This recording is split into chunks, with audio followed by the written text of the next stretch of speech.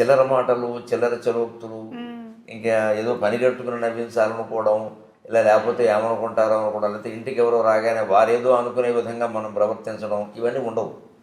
గాంభీర్యం అంటే ఆ గాంభీర్యం అవసరం ఎందుకంటే పరికాపదం అని అర్థం. అంటే మన హృదయం ఒక కోట అనుకోండి, మన హృదయం ఒక కోట. ఆ కోటలోకి, కోట అంటే దుర్గం కదా, శివుడు దుర్గాధిపతి, దుర్గాదేవి భర్త కదా. అందుకని దుర్గాధిపతి అయిన శివుడు దుర్గంలోకి రావాలి అంటే కోట చుట్టూ అగర్త ఉన్నట్టుగా మన చుట్టూ గాంభీర్యం ఉండాలి. అంటే ఈయనతో అంత చనువుగా మాట్లాడలేము, ప్రతిదీ మాట్లాడడానికి వీలు లేదు అని అనుకోవడమే మంచిది. అవి మాకు చూడగానే నెత్తిమి కూర్చోవాలనిపిస్తుంది అంటే అది గొప్పతన విషయం కాదు, లోకమైపోతాం మనం. అది ఎవరైనా ఒక చలోక్తులు విసిరే వాళ్ళకి, చలోక్తులే పనిగా బతికే వాళ్ళకి, హాస్యం మీదే వేదిక మీద కార్యక్రమాలు చెప్పేవాళ్ళకి అవసరమేమో నాకు తెలియదు. కానీ ఒక ఆధ్యాత్మికవేత్తకి గాంభీర్యం చాలా అవసరం. ఇక్కడ గాంభీర్యం ఏమవుతుంటే లోతు కదా సముద్రం. సముద్రంలో మీకు పగడాలు ఉన్నాయి, రత్నాలు ఉన్నాయి, మట్టి మైశానం కూడా ఉంది, లోపల తిమింగలాలు ఉన్నాయి. ఏది బయటపడదు, ఏముందో తెలియదు. నిజానికి నాలో నేను గుర్తించిన లోపం ఏంటంటే ఆ గాంభీర్యం లేకపోవడం. ఒక 7-8 ఏళ్ల క్రితం వరకు నాకు గాంభీర్యం తెలియదు. బోళాగా మాట్లాడేయడం, అన్నీ చెప్పాడు, మన ఇంట్లో విషయాలు కూడా చెప్పేస్తాం. ఈ మధ్య గమనిస్తే ఆవిడే ఉంటుంది ఆ విషయం. ఒక 5-6 ఏళ్ళుగా బాగా తగ్గింది ఆ విషయం. ఎందుకు అంటే అదేదో మనం మామూలుగా చెప్పేస్తున్నాం, కానీ ఒక్కోసారి బయటికి అది వ్యతిరేకంగా వెళ్ళిపోతుంది. దాని ప్రభావాలు వేరుగా ఉంటాయి. అది సహజంగా మాట్లాడడం, బోళాగా మాట్లాడడాన్ని సహజంగా తీసుకునేవాళ్ళు తక్కువ. మామూలుగా మనకి పెద్దవాళ్ళు చెప్పే మాట ఒకటి ఉంటుంది, నేను నువ్వు పొగుడుకోకు, ఎవడో నమ్మడు, నేను నువ్వు తక్కువ చేసుకోకు, అదే నిజం అనుకుంటారని. ఈ సూక్తి ఈ మధ్య నేను 4-5 ఏళ్ల క్రితం చూశాను ఎక్కడో. అమ్మ బాబోయ్, పొరపాటు చేస్తున్నామని గ్రహించాను నేను. ఏమైనా మనకు ఉన్న విషయమే. నేను సహస్రావధానంలో 750 పద్యాలు అప్పగించాను, అది వాస్తవం మాది, లేకపోతే ఎందుకు ఇస్తారు నాకు ఆ బిరుదం? కానీ అలా ఆయన చెప్పుకోవాలంటే ఇంకెవరైనా చెప్పొచ్చు కదా, అని ఎవరిని పెట్టి చెప్పిస్తామా? అంటే నిజం మన గురించి మనం వాస్తవం చెప్పినా సరే పొగుడుకోవడం కింద భావిస్తాం. అలాగే బోళాతనంగా నాకేమిటో అలా గలగలా మాడడం, అలా మాట్లాడడం అలవాటు అంటే అంత బాగుడని ఆయన ఒప్పుకున్నారుగా అంటాడు. అందుకే ఈ ప్రవృత్తులు ఎప్పుడైతే చూస్తున్నామో, లోకాన్ని చూస్తుంటే మన వల్ల లోకం ఎదగడం అనేది ఒక పారిశ్రమ అయితే, లోకం వల్ల మనం కూడా ఎదుగుతాం. లోకాన్ని చూస్తున్న కొద్దీ కొన్ని అనుభవాలు వస్తాయి. నాకు వచ్చిన అనుభవం ఏమిటంటే మనకి గాంభీర్యం లేదు. ఈ శివానందరాజులో శ్లోకం చదివినప్పుడల్లా నన్ను అది ఎత్తి పొడుస్తున్నట్టుగా ఉండేది. నీవు ఉందా?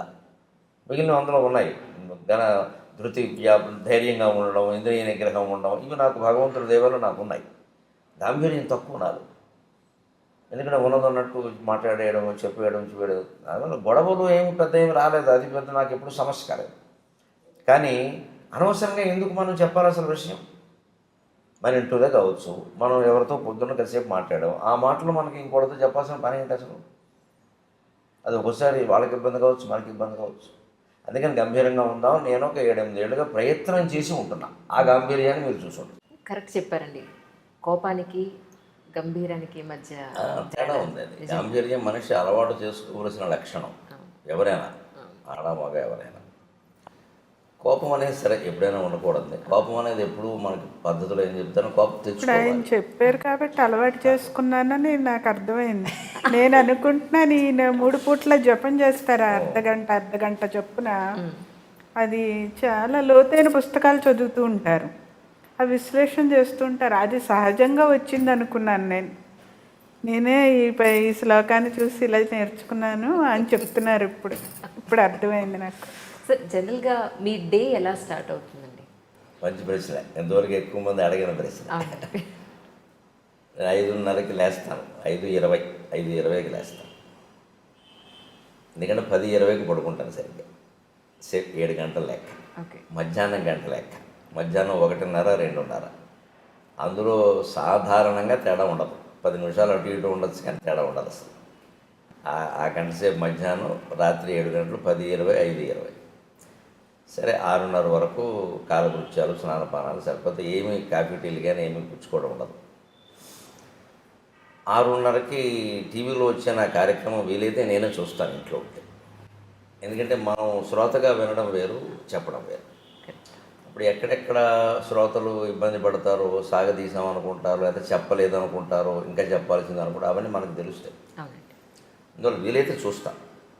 లేకపోతే వేరే ఊళ్ళో ఉంటే ఇంక మళ్ళీ ఏదో యూట్యూబ్ చూడడం, లేకపోతే ఏదో స్మార్ట్ ఫోన్ పెట్టుకోవడం, ఇవన్నీ అసలు మనకు లేవు. ఇంకా ఏదో హోటల్లోనే ఎక్కడ ఉంటే టీవీలు కుదరదు. ఎవరింట్లో ఉన్నా పొద్దునే వెళ్ళి టీవీ పెట్టమని చూస్తే అక్కడి నుంచి వాళ్ళు కాఫీ పట్టుకొస్తారు, అక్కడి నుంచి పత్రిక వస్తుంది, ఇంక ఇవన్నీ కుదరవు.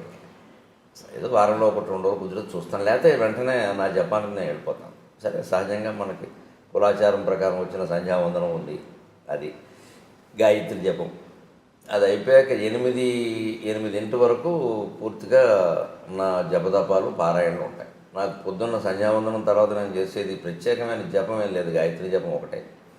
తర్వాత ఎక్కువ పారాయణ చేస్తాను. అంటే పారాయణ అంటే మళ్ళీ ఒకటే రోజు విష్ణు సహస్రం, రోజు లలిత సహస్రం ఇలా నియమంగా చదవడం కాదు, గ్రంథ పఠనం అనాలి దాన్ని, పారాయణ అనడానికి లేదు. గంటలో 6 పుస్తకాలు చదువుతాను. ఒకటి శివపరమైంది, ఒకటి విష్ణుపరమైంది, ఒకటి అమ్మవారి పరమైంది. మన హిందూ ధర్మంలో వీళ్ళు ప్రధాన దేవతలు ఈ ముగ్గురు. ఇంకొకటి ప్రత్యేకం 10 నిమిషాలు శంకర సాహిత్యం, శంకరాచార్య సాహిత్యం. తెనాలి సాధనా గ్రంథ మండలి వాడు 21 పుస్తకాలు వేశాను. భగవంతుడి దేవల్ల ఆ 10 నిమిషాల సమయం పెట్టుకోవడం వల్ల నేను సుమారుగా హైదరాబాద్ వచ్చాక మొదలుపెట్టిన ఆ సాహిత్యాన్ని 8 ఏళ్లలో 21 పుస్తకాలు పూర్తి చేశాను. ఒక్కొక్కటి 400 పేజీలు ఉందే పుస్తకం. ఒక్కొక్కటి 400 పేజీలు ఉంటుంది. రోజుకి 10 నిమిషాలు మాత్రమే కేటాయించి నేను 8 ఏళ్లలో 21 × 400 అన్ని పేజీలు పూర్తి చేశాను. అలాగే శంకర సాహిత్యం యోగ వాసిష్టం నాకు బాగా ఇష్టమైన గ్రంథం. నాకు పూర్తి నిశ్చింతైన జీవితాన్ని ప్రసాదించిన గ్రంథం. నిజంగా వాల్మీకి మహర్షికి, వశిష్ఠ మహర్షికి నేను రుణపడి ఉన్నాను. నిజంగా దాన్ని రచించింది వాల్మీకి, చెప్పింది వశిష్ఠుడు. అది నా మీద ప్రభావం చూపించినంతగా మరి ఏ గ్రంథం చూపించలేదు. నా జీవితం కూడా నా మీద అంత ప్రభావం చూపించలేదు, ఆ గ్రంథం అంత చూపించింది. దాని గురించి నేను చిన్నతనంలో విన్నది ఏమిటంటే, ఈ చదివినవాడు పిచ్చాడు అయిపోతాడు, లేదా మహాజ్ఞాని అవుతాడు. అయితే మహాజ్ఞాని అవుతాడు, లేదా పిచ్చివాడు అయిపోతాడు. మా ఊళ్ళోనే అటువంటి పుస్తకం చదివి పిచ్చాడు అయిన వాడు మేము చూసాం. ఈయన ఎందుకు ఇలా పిచ్చాడు అయ్యాడని మా అమ్మని అడిగితే, ఫలానా గ్రంథం చదివి ఇలా అయ్యాడు అని చెప్పింది. ఏముంది అసలు ఆ గ్రంథంలో మీరు చదివాను? మొత్తం జగన్ మిథ్య అని ఉంటుంది. బ్రహ్మసత్యం జగన్ మిథ్య, శంకరాచార్య చెప్పిన సిద్ధాంతం వేదంలో ఉన్నదే. కానీ చాలా పచ్చికి నిజాలతో, మనం మొహం బద్దలైపోయే నిజాలతో చెప్తాడు. ఇది నువ్వు ఒప్పుకోకపోవచ్చు, కానీ సత్యం అంటాడు అంతే. అందరూ చదవచ్చు అంటారా? అందరూ చదవచ్చు, కానీ అంటే దానికి తగిన పరిపక్వత ఉండాలి. ఇప్పుడు ఆ పరిపక్వత లేకుండా చదివితే పిచ్చాడు అవుతారు.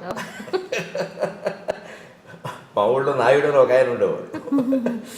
ఆయన ఇలా పాపం తిరుగుతూ ఏదో ఆయనలో పద్యాలు పాడుకుని మాటలు పాడుకునేవాడు. అతను అందరూ పిచ్చివాడు అనేవారు.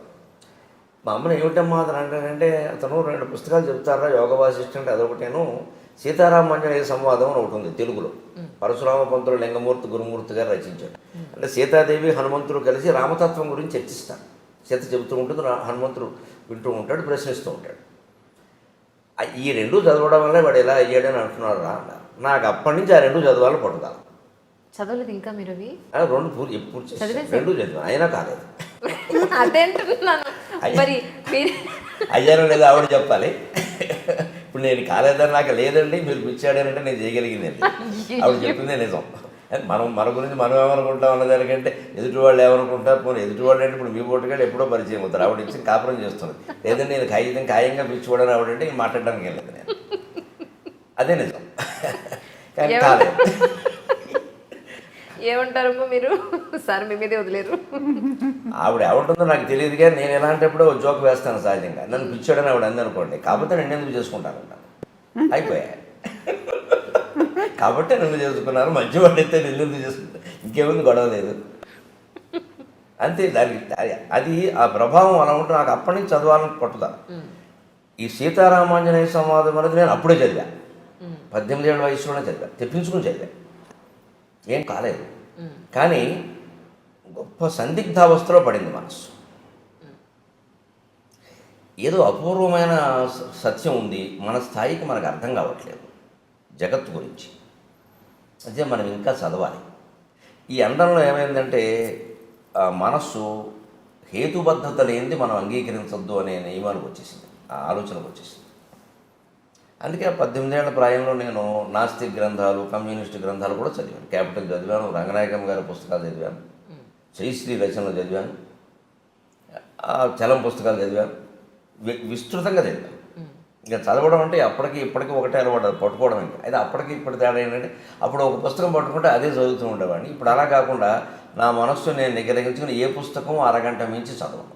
నా ప్రణాళిక నాకు అక్కడ మనస్సు ఆపుకుని, అది ఎంత రసవత్తరంగా ఉన్నా సరే అక్కడ ఆపు, లేదా ఎంత విసుగొస్తున్నా సరే అది చదవాలి అనుకుంటే చదవాల్సిందే, విసుగొచ్చినా సరే. అది ఎంత రసవత్తరంగా ఉన్నా ఆపేయాలంటే ఆపేయాల్సిందే. మన మనస్సు మీద మనకు నియంత్రణ లేకపోతే ప్రపంచంలో ఏం చేయాలి? వీళ్ళ ప్రపంచంలో అనేక సంక్షోభాలకు అదే కారణం. వ్యక్తి జీవితం పాడవడానికైనా, మొత్తం ప్రపంచ యుద్ధాలకైనా మనస్సు మీద నియంత్రణ లేకపోవడమే కారణం. ఆ నియంత్రణ నాకు శివానంద లహరి చదివే కలిగింది.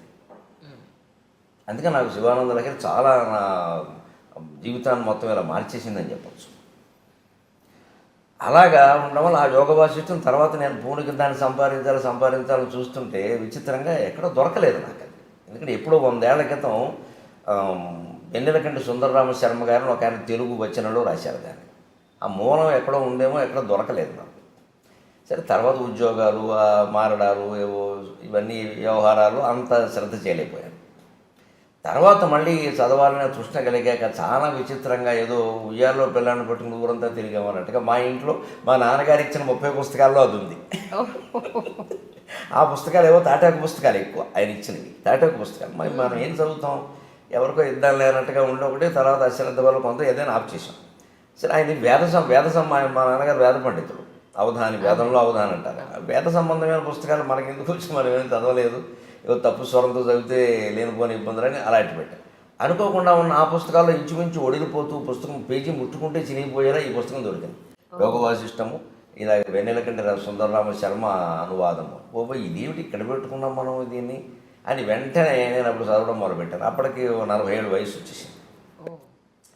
ఈ సీతారామాంజనేయ సంవాదం ముందే చదివాను, కానీ ఇది చదివాను. అప్పుడు మొత్తం ప్రపంచం ఎలాగా విడిపోయింది అంతే. నాకు ఒక ప్రయోగశాలలో ఓ పుష్పంలో వస్తువును అడ్డుకోత నిలువుకోత గీసేసి బకబకాలుగా విడదీసి పరిశోధన చేసి ఇదండి దీని విషయం అని బయట పెట్టేస్తాడు శాస్త్రవేత్త. నాకు జగత్తుకు సంబంధించిన విషయం అంతా బయట పడిపోయింది అంతే. ఇది నథింగ్, దీని గురించి మనం ఆలోచించాల్సింది లేదు. ఏదో నిర్ణయించబడిందో అది నడుస్తుంది, నడవని. మనం చేయాల్సింది ఏదో చేద్దాం. దేనికి చింతించాల్సిన పనులు, దేనికి పొంగిపోవాల్సిన పనులు. అప్పటికి నేను సహస్రావధానం కూడా చేసేసాను. సరే, ఇన్ని పుస్తకాలు చదివిన తర్వాత ఇప్పుడు మీకు మొత్తం అంతా అర్థమైంది అన్న దాంట్లో మేము అర్థం చేసుకోగలిగే పాయింట్ ఏదైనా, ఒక చిన్న విషయం ఏదైనా చెప్పగలుగుతారు మన మధ్యలో ఆపండి, సామాన్య ప్రజలకు అర్థమయ్యేలాగా? ఒక్క మాటలో చెప్పాలంటే, తనలో తాను రవంత మారడు జగత్తత్వంబు మార్పంగ ఆతని సంసారము సంపదల్ సమయమున్ తత్వార్థ విజ్ఞానమున్ వెనుకన్ ముందట చూడక అర్పణముగా వింసుం మహామూర్ఖుడు. తనలో తాను రవంత మారడు జగత్తత్వంబు మార్పంగ ఆతని సంతానము సంపదల్ సమయమున్ తత్వార్థ విజ్ఞానమున్ వెనుకన్ ముందట చూడగర్పణముగా వింసున్ మహామూర్ఖుడు.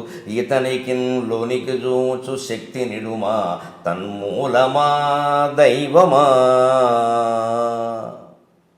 ఇది నేను గ్రహించిన సారాంశం. ఎవరైనా గ్రహించవచ్చు. మనలో చాలామంది ఎక్కడ పొరపాటు పడతాం, వ్యక్తిగత జీవితం సామాజిక జీవితం అని రెండు ఉంటాయని నేను అనుకోను. వ్యక్తిగత జీవిత ప్రభావం సామాజిక జీవితం మీద ఉంటుంది, సామాజిక జీవిత ప్రభావం వ్యక్తిగత జీవితం మీద ఉంటుంది. ఏదో గీత గీయడం కోసం మనం కొన్ని విషయాలు చెప్పడం ఇష్టం లేక ఇది నా వ్యక్తిగతం అని దాచొచ్చు, అవసరం కూడా లేకపోవచ్చు ఎదుటి వాళ్ళకి. కానీ నిజానికి దాని ప్రభావం మాత్రం మన సామాజిక జీవితం మీద కూడా ఉంటుంది ఖచ్చితంగా. అలా అంత ఖచ్చితంగా విడదీయాల్సిన పనే లేదు. ఆ వ్యక్తి చేస్తున్న పొరపాటైనా ప్రపంచం చేస్తున్న పొరపాటైనా ఏమిటంటే ఎవరికి వాళ్ళు పరిశీలించుకోవడం లేదు. తనలో తాను మారడు. ముందు నా బాధ్యత నేను చేస్తున్నాను, నా జీతం తీసుకుంటున్నాను కదా, నాకు లంచం తీసుకునే పని ఏమిటి అసలు, ఎందుకు తీసుకోవాలి నేను? ఈ జీతం నాకు సరిపోతుంది. ఇవాళ ఉద్యోగాల్లో, ప్రభుత్వ ఉద్యోగాల్లో జీతాలు ఎవరికి తక్కువే లేవు. ఉపాధ్యాయులకు కూడా ఇప్పుడు కొత్తగా చేరిన ఒప్పంద ఉపాధ్యాయుడు కూడా 25,000 వస్తుంది. కానీ అది తీసుకోకపోతే చేతకాని వాడు అంటున్నారు కదా సార్. అలా తీసుకోకపోతే వీడి చేతకాని వాడు ఈ ప్రపంచంలో బతకలేడు అక్కడే ఆలోచించాల్సింది ఏంటంటే వాడెవడో అన్నది మనకి సర్టిఫికెట్ అమ్మా అంటున్నారు కదా మీరు. ఎవరు అంటున్నారు? మన పక్క వాళ్ళు, మన పై వాళ్ళు. వారు మనకి సర్టిఫికెట్ ఇస్తారా చేత కాదని, చేతనవనని? వాడెవరు అసలు? వారి స్థాయి ఏంటి? మనం దానికి ఎందుకు వంగిపోవాలి? ఇలా మాట్లాడడంలో మీరు మరోలా అనుకోకపోతే ఒక నాటకం ఏంటంటే ఈయనకి తీసుకోవాలని నుండి అలా సమర్థించుకుంటున్నాడు. ఈ మనిషికి లంచం తీసుకోవాలని నుండి, తప్పు చేయాలని నుండి, చేయకుండా ఉండలేని బలహీనత ఒకటి ఉండి దాన్ని సమర్థించుకుందుకు ఏమంటాడంటే ఇలా ఉండకపోతే లోకంలో బతకలేమండి అంటున్నాడు తప్ప నిజంగా బతకదలుచుకుంటే ఉండక్కర్లేదు. ఆయన ఇష్టం వచ్చినట్టే ఉండొచ్చు.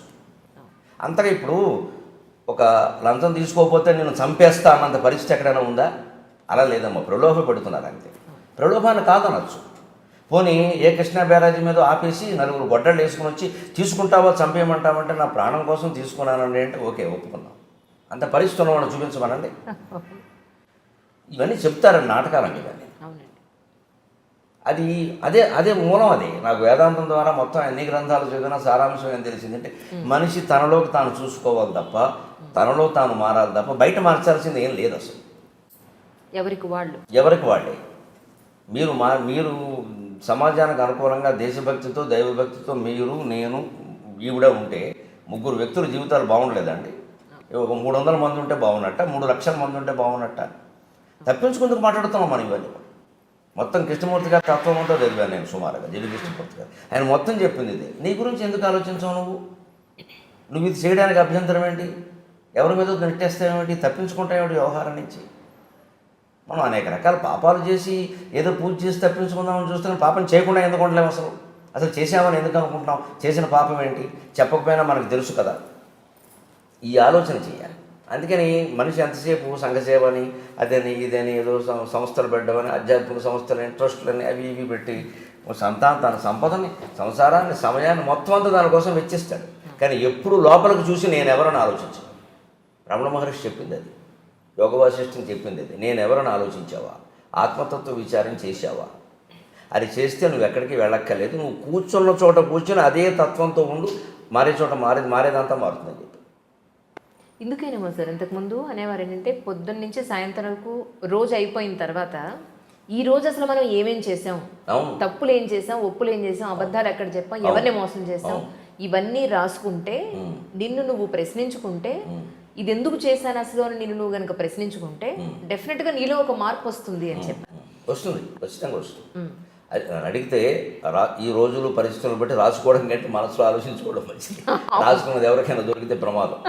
ఇప్పుడు మనకేదో ఒక చెడు ఆలోచన వస్తుందండి, అదేం మనం ఆచరణలో పెట్టాం, గాలిబాటం ఆలోచన. అది రాసేసామనుకోండి, ఎవరో పక్క వాళ్ళు ఎవరో చూస్తే అది ప్రమాదం. ఇంత దుర్మార్గంగా ఆలోచిస్తున్నావా అంటారు. ఆలోచన రాకూడదంటే అలాగా. అంచేతనే పాతకాలపు రోజులు వేరు, ఆ డైరీలు రాయడే ఇప్పుడు రాయకూడదు అసలు ఎక్కడ. ఇప్పుడు మాట్లాడితేనే ప్రమాదంగా ఉంది, రాస్తే ఇంక చెప్పేది రాయకూడదు. మనిషి నిజాయితీగా ఆలోచించడానికి రాయాల్సిన పని ఏం లేదు, దాయాల్సిన పని లేదు. రాత్రి పడుకోబోయే ముందు ఇవాళ నేనేం చేశాను, దీంట్లో తప్పు ఏమిటో, ఒప్పు ఏమిటి, అబద్ధం ఏమిటి, నిజమేంటి ఒక్కసారి ఆలోచించి సర్వం పరమేశ్వర అర్పణం. ఇదో నాటకం నడుస్తుంది, పరమేశ్వర క్షమించు, రేపటి నుంచి ఎలా ఉండాలో అలా ఉంటాను, అయిపోలేదా?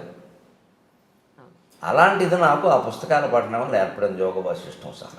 అలాగే 8:30కి నాకు పొద్దున్న దినచర్య అనుకున్నాం కదా, 8:15కి అయిపోగానే అప్పుడు కాఫీ. అప్పటికి ఈవిడ అంటూనే ఉంటుంది పాపం, రోజు మాకు మీకంటే ముందు తాగుతున్నాను, ఇదో పాపం ఉంటుంది. నేను దానికి ఒక పరిష్కారం చెప్పాను, మళ్ళీ భర్తతో రెండోసారి తాగితే ఆ పాపం పోతుందని చెప్పాను. అదే నవ్వుకుంటాం మేము సరదాగా. అంతే, ఏమయ్యా రెండోసారి తాగా ఆ పాపం పోదు, ఇదో శాస్త్రానికి ఏముంది, కావాలంటే శ్లోకాన్ని నేను రాస్తానని చెబుతాను. సరదాగా ఏముందమ్మా, 8:30కి ఇద్దరం కూర్చొని కాఫీ తాగుతాం, కాసేపటికి అల్పాహారం సిద్ధం చేస్తాం, అది తినేస్తాం. 9ంటికి సరిగ్గా నేను దినపత్రిక పట్టుకుని కూర్చుంటాను. 9 నుంచి 10 ఒక దినపత్రిక ఇంటికి వస్తుంది, ఖచ్చితంగా పట్టుకు కూర్చుంటాను. ఆ పత్రికలో అంతకుమించి మాత్రం చదవక్కర్లేదు. ఒకసారి ఒక 10 నిమిషాల ముందే అయిపోతుంది. అవి చదువుతాను. ఏదైనా మనకి గ్రహించాల్సింది ఉంటే గ్రహించాలి, లేదా ఒకవేళ చెప్పాలి సభలో కానీ ఇంకో టీవీలో కానీ చెప్పాలంటే తప్పనిసరి అయితే చెప్పడం, లేకపోతే వదిలేడు. ఇదివరకు కూడా ఏదో విశేషమైన వార్తలు చెబుదాం, అలాగా సంచలనం అన్నట్టుగా మనసు ఆలోచించేది. కానీ ఆధ్యాత్మిక పరిపక్వత కారణంగా ఈ మధ్య నా మనసు ఆ సంచలనాల గురించి ఆలోచించట్లేదు అసలు. అది పూర్తిగా 100% అవసరం, ఉపయోగపడుతుందంటే చెబుదాం, లేదా వద్దు. ఎందుకంటే ఇవన్నీ నిందించడం వల్ల, విమర్శించడం వల్ల కలిసి వచ్చేది ఏం లేదు. ఎవడూ మారడం, మనకు శత్రువులు పెరగడం తప్ప దానివల్ల కలిసి వచ్చేది లేదు. అది కూడా అర్థమవుతుంది, క్రమంగా అర్థమవుతుంది. ఇప్పుడు ఆ వ్యక్తిని విమర్శించడం కాదు, ఆ వ్యక్తిలో మార్పుకు మనం కూడా అవకాశం ఇవ్వాలి ఎవరికైనా.